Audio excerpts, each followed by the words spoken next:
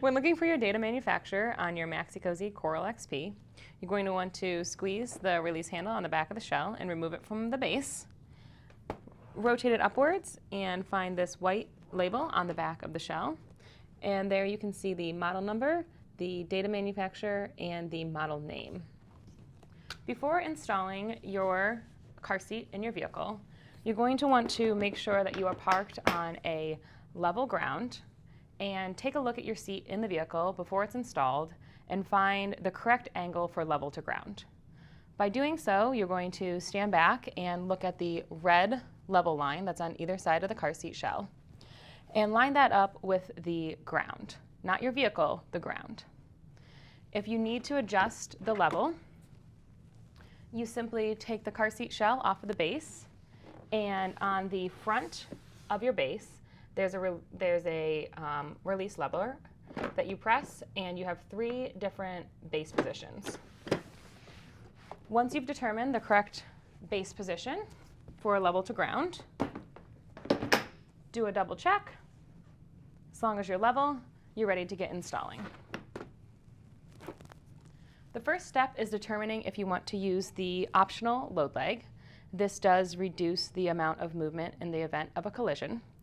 It is optional though. To install, you simply unfold it from the bottom of the base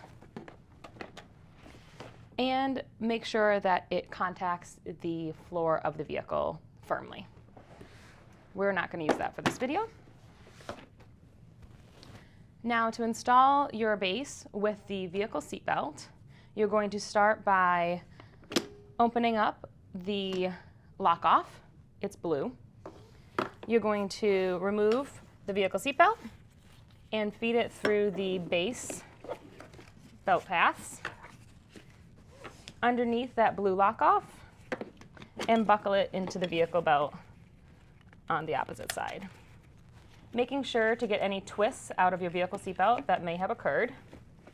You're going to begin to remove the slack from the seat belt and get a tight install on your base.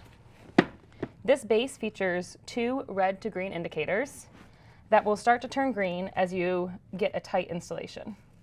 Once you feel that it's tight enough, close your lock-off lever and check to see if you have a green installation.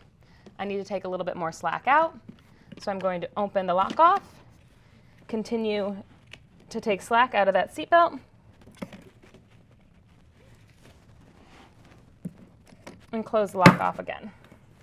I now have a green installation, and with a quick test, we're not moving more than 1 inch. We do recommend, even though this is a lock-off, to still lock your retractor in your vehicle seatbelt. To do so, slowly take out the entire seatbelt. You'll hear a click, and then let it retract back in and take that slack out. At this point, you are good to put your shell back on the base, and you can travel as usual.